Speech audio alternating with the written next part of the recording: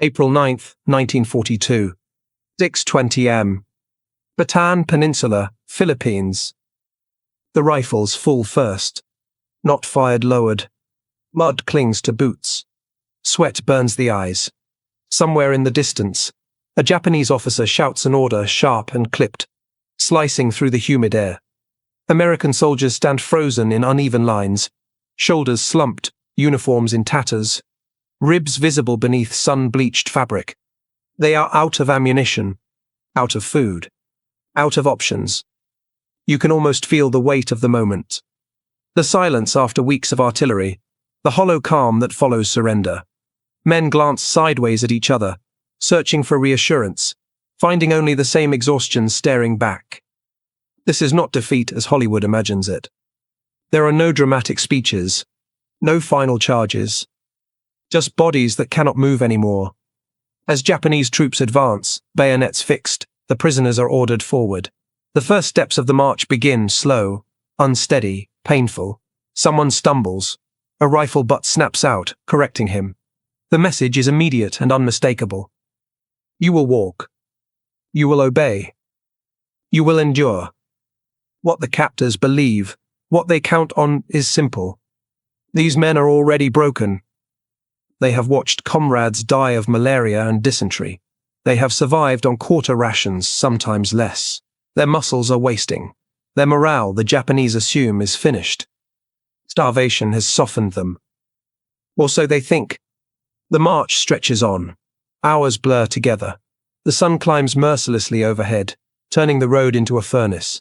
Men begin to collapse, not from wounds, but from hunger, from dehydration, from the simple failure of the human body. Guards do not slow the pace. A man falls. He is kicked, hauled up, forced onward. Another does not get back up. The prisoners learn quickly not to look back. By nightfall, they reach the first holding area. No tents, no beds, just dirt and bodies pressed close together. Someone whispers a prayer. Another curses quietly. Most say nothing at all.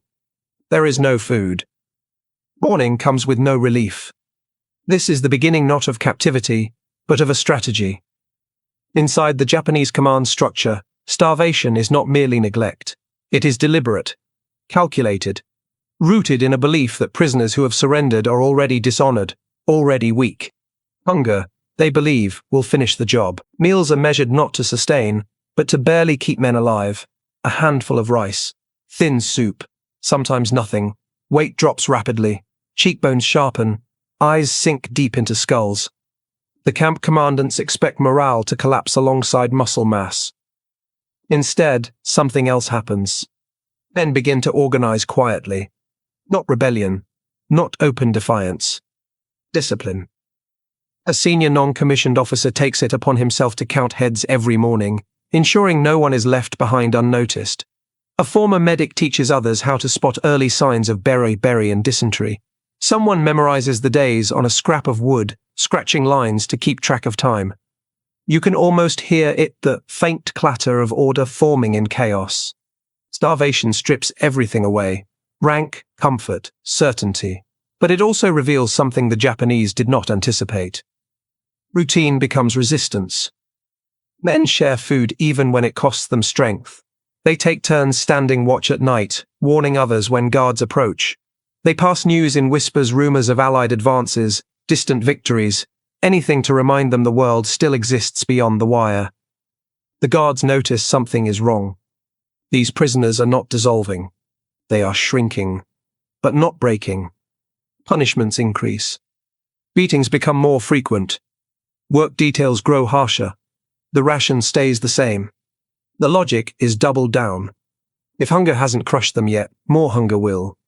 But the human response to starvation is not always surrender. Sometimes, it is focus. Every calorie becomes precious.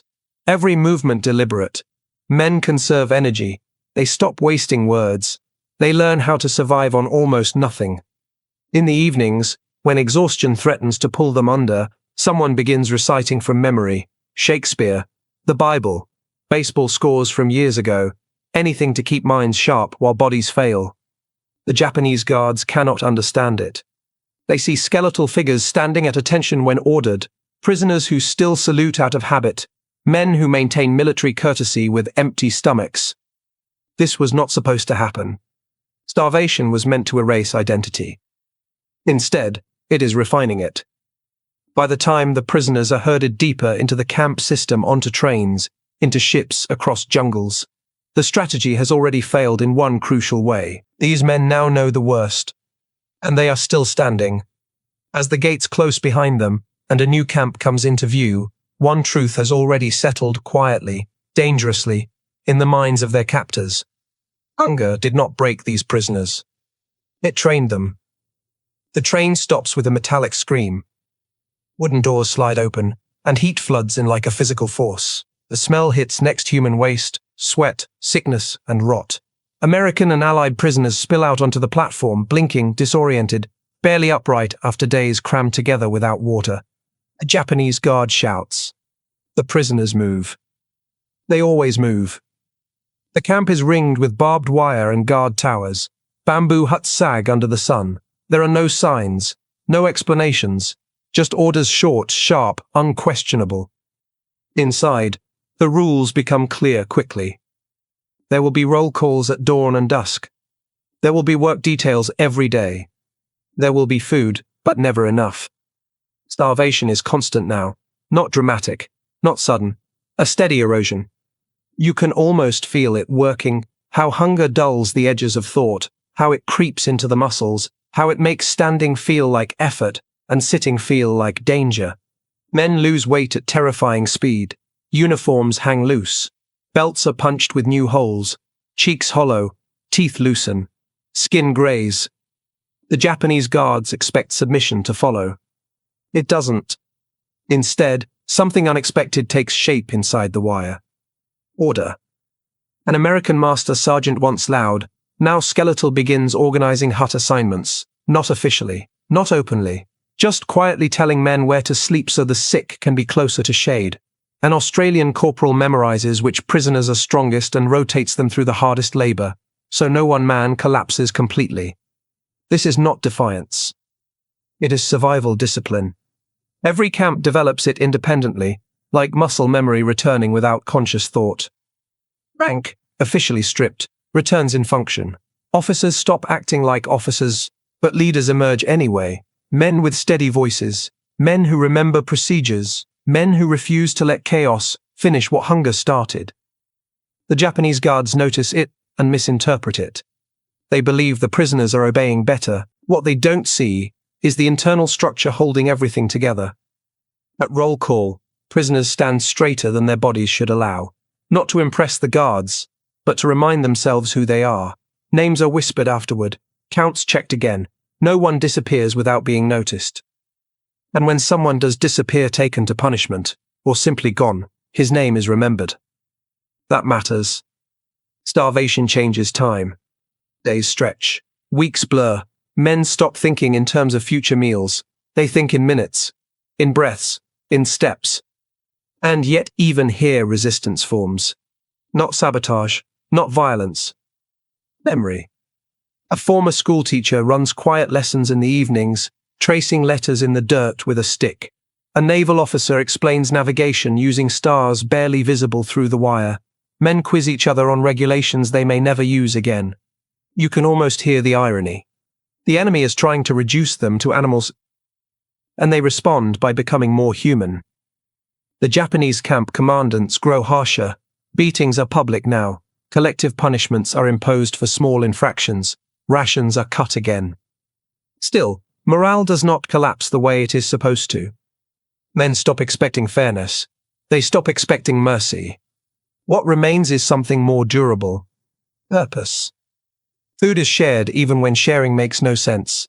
A man with dysentery is given extra water even though it weakens the group.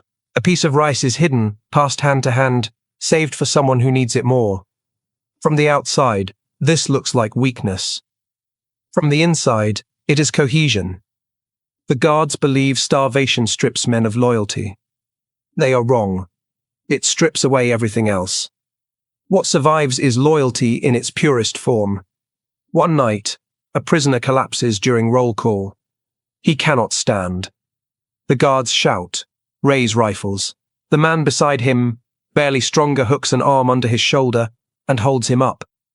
Others follow. A line of prisoners supporting one another, swaying, refusing to let a single body hit the ground. The guards hesitate. For just a second. That hesitation is noticed.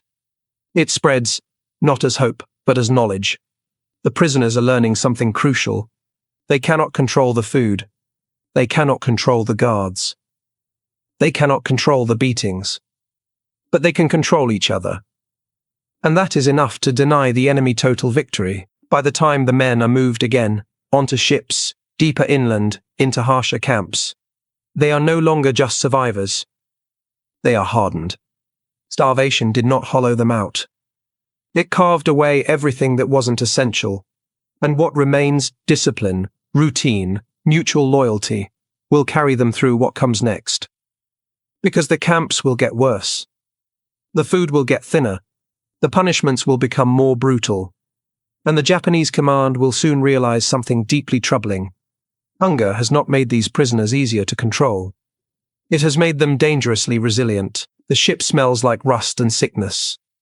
Air barely moves inside the hold. Bodies are pressed together. British, American, Australian, Dutch men who were strangers months ago and now breathe in the same rhythm. There is no room to sit, no room to lie down, only enough space to endure. Someone whispers that this is a transport. No one believes it. The guards seal the hatch. Darkness takes over. Heat builds instantly. Sweat runs into eyes and mouths. A man near the bulkhead starts to panic, short breaths, frantic movement. Hands reach out, steady him. Slow him down. Breathe with me, someone murmurs. You can almost feel it, the fragile balance between survival and collapse. This is not a prison camp. This is a test chamber. Days pass, or maybe nights. Time dissolves when hunger and thirst strip away markers. Men ration their saliva. They stop speaking unless necessary. Energy is too precious for words. And yet discipline holds. Someone counts quietly. Someone else listens for breathing that stops. When it does, the body is moved gently, respectfully, to make space for the living. The Japanese guards expect screaming, violence, madness. Instead, they hear murmurs, instructions, calm voices in the dark. Starvation is no longer just a condition. It is an environment, and the prisoners have learned how to exist inside it. When the hatch finally opens, sunlight crashes down like a weapon. Men spill onto the deck, blinded, skeletal, barely human in appearance. Guards shout, strike, kick bodies into motion. Still no panic. The prisoners have learned something vital. Energy wasted on fear is energy you don't get back. At the new camp, conditions worsen. Food rations shrink again. Rice becomes thinner, watered down, sometimes replaced by nothing at all. Men begin to swell not from strength, but from starvation edema. Legs balloon. Faces distort. The body cannibalizes itself to stay alive. This is the stage the Japanese believe will finally break them. This is where hunger stops being painful and becomes identity. But something unexpected happens. Men stop talking about food. Not because they don't want it, but because obsession weakens them. Instead, they focus on process, on routine, on control. Wake up. Stand. Count heads. Work. Survive. Sleep. Repeat. You can almost hear the rhythm settle in. Starvation simplifies everything. There is no future to plan, no comfort to anticipate, only the present moment and how to get through it intact. A former Marine sergeant organizes men into pairs. If one collapses, the other is responsible. No explanations, no debates, just action. A British officer, once proud, now barely able to stand, keeps insisting on proper posture during roll call, not because it impresses anyone, because posture reminds the body that it is still human. The guards escalate. Punishment becomes random, brutal, beatings without cause, collective discipline designed to turn prisoners against one another. It doesn't work. Instead of resentment, hunger produces a strange clarity. The men understand something the guards do not. Survival is no longer individual, it is collective. A man who steals food is not punished by guards first, he is corrected quietly by the others. Not violently, firmly. Because theft threatens cohesion, and cohesion is the only thing keeping them alive. The Japanese doctrine assumes starvation erodes loyalty. In reality, it concentrates it. Men begin to mark time in other ways. One prisoner scratches lines into a bamboo post weeks, not days. Another recites names of fallen comrades every night under his breath, refusing to let them vanish into anonymity. Memory becomes resistance.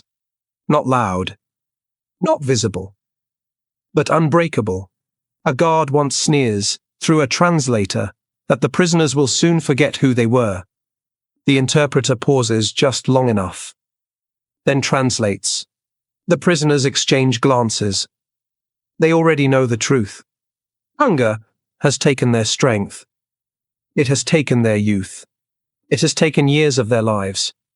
But it has not taken their structure. It has not taken the habits drilled into them long before capture, discipline under pressure, loyalty under fire, endurance without reward. Those things were built for starvation. As weeks turn into months, the camp command begins to notice something unsettling. These prisoners no longer react the way starving men should. They do not beg. They do not break ranks. They do not dissolve into chaos. They have adapted. And in adapting, they have become something far more difficult to control than desperate men. They have become men who know exactly how much suffering they can endure, and are prepared to endure more. What the Japanese intended as a slow erasure has become a hardening process. A forge. And the longer it burns, the stronger the prisoners inside it become. By late 1943, the Japanese camp commanders are confused. The reports don't make sense. Prisoners are weaker, yes. Many can barely stand. Deaths continue at a steady, grinding pace. On paper, the strategy is working. And yet, discipline inside the camps has not collapsed. It has solidified. Guards notice it during roll call. Men assemble without shouting. Lines form almost automatically. Even when bodies sway from weakness, spacing is kept. Heads remain up. Eyes forward. Not defiance. Control. You can almost feel the tension this creates among the guards, the quiet discomfort of watching people who should be broken but aren't. The Japanese system is built on a belief rooted deeply in military culture. Surrender is shame. A man who surrenders has already lost his honor. Therefore, prisoners are assumed to have no inner strength left to destroy. Starvation is meant to finish what surrender began. But this logic collides with a different military tradition. American and Allied soldiers were trained not just to fight but to endure, to function under exhaustion, to follow routine when chaos threatens to take over. Starvation removes strength. It does not remove training. Inside the camps, hunger strips life down to its core. Men stop thinking about why they are suffering. They focus only on how to survive the next hour. That shift away from emotion and toward process is the Japanese command's fatal miscalculation. Hunger does not always create despair. Sometimes it creates efficiency. Men learn exactly how fast they can walk without collapsing, how long they can work before fainting, how to sleep in short bursts, how to share food without arguments. They learn the limits of their bodies and how to operate right at the edge. You can almost hear the internal calculations happening with every movement. This step costs energy. That word is unnecessary. That argument is dangerous. The camps become laboratories of endurance. Japanese guards try to break cohesion by isolating leaders. It doesn't work. Leadership has already become decentralized. Every hut has someone who knows what to do. Every group has an internal rhythm. When one leader disappears, another fills the gap without ceremony. The system no longer depends on individuals. It depends on habits. Punishments escalate. Guards force prisoners to watch beatings. They expect fear to ripple outward. Instead, the effect is colder. Prisoners stop reacting outwardly. They memorize guard routines. They learn which punishments are empty threats and which are real. Fear becomes information. And information is power even in starvation. Some prisoners begin to resist in the smallest ways imaginable. A tool, misplaced. A work pace slowed just enough to avoid notice, a head count delayed. Nothing dramatic. Nothing punishable. But enough to assert control over time. And time, in captivity, is everything. Japanese officers sense something slipping through their fingers. They respond the only way they know how: more pressure, more deprivation. But pressure without understanding only strengthens what already exists. Starvation has failed to erase the prisoner's identity. It has clarified it. Men no longer think of themselves as victims waiting to be rescued. That mindset wastes energy. Instead, they think of themselves as units enduring a long operation. Survive today. Preserve the group. Maintain order. Rescue, if it comes, is secondary. That mental shift is decisive. Because hope deferred is dangerous. But discipline endures. One Japanese interpreter, quiet, observant, begins to notice something his superiors do not. He watches prisoners salute instinctively when an officer passes, even though rank means nothing here. He sees men standing at attention out of habit, not fear. These gestures are not for the guards. They are for themselves. A reminder that identity still exists beneath the hunger. By 1944, Allied bombing draws closer. Rumors filter into the camps, never confirmed, never denied. The prisoners absorb them calmly. They have learned not to build expectations they cannot control. The guards, however, are growing nervous. Because despite starvation, disease, and brutality, the prisoners remain organized, quiet, watching. And that is dangerous. Not because they might revolt, but because they might endure long enough to be liberated. The Japanese strategy was meant to crush morale before the war's outcome could matter. Instead, it has created men who no longer measure survival in days or weeks, but in endurance itself. Men who understand suffering, men who have mastered it.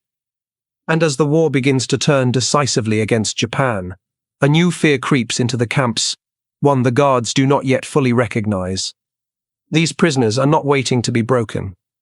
They are waiting to be released. And when that moment comes, the world will learn just how wrong the strategy of starvation truly was. Late summer, 1944. Somewhere in the Pacific interior. The camp wakes before sunrise, not by order, but by instinct. Bodies stir slowly. Bones protest. Joints feel rusted in place. Men sit up in the half-light, careful not to waste energy. There is no breakfast to anticipate. No relief scheduled. Just another day that must be survived. And yet routine holds. You can almost feel how practiced it has become. One man checks the sick. Another counts heads. Someone else scans the guard towers, noting which sentries look tired, which look angry. Information passes in whispers, not panic, not hope. Readiness. Starvation has changed these men in ways no one expected. They no longer dream about food. They dream about order. A Marine corporalance broad-shouldered, now barely recognizable, keeps insisting on one thing: boots aligned under sleeping mats. Not because it matters materially, but because it anchors the mind. Because disorder invites despair. Men comply without complaint. Discipline is no longer imposed. It is chosen. The Japanese guards watch this, and misunderstand it completely. They assume obedience equals submission. That hunger has turned prisoners into compliant shadows. They miss the truth. Compliance can be strategic. The prisoners have learned when to conserve energy and when to spend it. They obey orders quickly to avoid punishment. They move efficiently to minimize effort. They speak only when necessary. Starvation has made them precise. One afternoon, a guard kicks over a water container as punishment. The men do not react. They simply reorganize, redistributing what remains, calculating how long it will last. That calculation, done silently, instantly, is something hunger has taught them. Nothing is wasted now. Not food. Not movement. Not emotion. This is the final failure of the starvation strategy. The Japanese intended to reduce prisoners to desperation. Instead, they removed distraction. Hunger stripped away anger, fear, hope. What remains is focus, and focus is resilient. As Allied air raids intensify nearby, the guards become more agitated. They shout more, beat more, Rations fluctuate unpredictably. The prisoners adapt. Uncertainty no longer shocks them. They have lived inside it for years. One evening, distant thunder rolls, not weather, but bombing. The ground vibrates faintly. A few men look up. No cheers, no whispered prayers. Just acknowledgement. They have learned not to celebrate until freedom is real. Because starvation teaches patience the hard way. Weeks later, something changes. The guards' routines slip. Roll calls are rushed. Work details shorten. Some sentries look away longer than they should. Others avoid eye contact entirely. The prisoners notice immediately. They don't speak of it openly, but posture changes. Heads lift slightly. Eyes sharpen. Not hope. Preparation. If liberation comes, it will come suddenly. And men who have survived starvation know one thing above all else. You must be ready before the moment arrives. They rehearse it quietly, how to stand, how to respond, how to keep the sick alive during chaos. Who will speak? Who will not? Because survival has taught them that disorder kills more effectively than hunger ever could. When Allied forces finally reach the camp unexpected, chaotic, overwhelming, the prisoners do not rush the gates. They stand. Some at attention, some barely upright. All watching. You can almost feel the shock ripple outward, not among the prisoners, but among the liberators. These men should not be standing. They should not be organized. They should not be calm. And yet, here they are. Starvation has taken flesh. It has taken years. It has taken lives. But it has not taken discipline. It has not taken identity. It has not taken the ability to endure suffering without surrendering self-control. In the aftermath, doctors will struggle to understand how so many survived so long on so little. Psychologists will study the camps for decades, trying to explain why morale did not collapse the way theory predicted. The answer is simpler and harder than expected. Hunger can weaken the body. But when men are trained to endure, to organize, to rely on one another, hunger becomes something else. A filter. It removes the weak structures of comfort and illusion. What survives is the core discipline, loyalty, purpose. Japan expected starvation to end resistance. Instead, it forged men who could survive almost anything. And as the prisoners step slowly, carefully, back into the world, one truth stands clear above all others. They were not hardened despite starvation. They were hardened by it. September 1945. A former prison camp in the Pacific. The wire still stands. Barbed, rusted, quiet. Medical teams move carefully among the survivors, speaking softly, afraid that loud voices might shatter something fragile. Men sit on crates and stretchers, wrapped in blankets that feel impossibly heavy after years of nothing. Some stare straight ahead. Some avert their eyes. Some stand still standing, because sitting feels wrong. You can almost feel the dissonance in the air. Freedom has arrived. But the habits of survival remain. Doctors are shocked by the physical damage, severe malnutrition, organ failure, diseases that should have killed them months, sometimes years earlier, bodies pushed far beyond what textbooks consider survivable. And yet, again and again, the same thing appears in the reports. Mental clarity, group cohesion, emotional control. These men should be broken. They are not. When questioned later, many struggle to explain it. They don't describe heroism. They don't speak about courage in grand terms. They talk about routines. Standing up at roll call, sharing food even when it hurt, keeping track of names, refusing to let days blur into nothing. Starvation, they explain, left no room for drama. It demanded efficiency. What Japanese camp planners failed to understand, what many observers still misunderstand, is that starvation does not automatically destroy morale. It destroys choice. And when choice disappears, men fall back on what has already been built inside them. Training, habit, discipline. Those things do not vanish when the body weakens. In some cases, they become stronger. Psychologists studying the survivors decades later will notice something striking. Many former POWs display extraordinary emotional regulation. They handle stress differently. Not because they are unscarred, but because they learned how to function when suffering became constant. Hunger taught them how to strip life down to essentials. What matters now? What doesn't? What must be done anyway? Those lessons do not fade easily. For Japan, the strategy of starvation leaves a bitter legacy. It failed not only morally, but strategically. Instead of crushing resistance, it produced prisoners who resisted quietly, internally, relentlessly. Men who did not revolt, but also did not collapse. Men who denied their captors the one victory starvation was meant to achieve: total psychological domination. History often remembers battles, weapons, generals. Less often does it remember endurance. But in these camps, endurance decided everything. Not the endurance of muscle, not the endurance of hunger, the endurance of identity. Japan expected starvation to erase the prisoner's sense of self. Instead, it burned away everything except that self. And what remained: discipline, loyalty, control, was something no guard tower, no ration cut, no beating could ever fully take. Long after liberation, many survivors would say the same thing, in different words. The hunger never ended. But neither did they.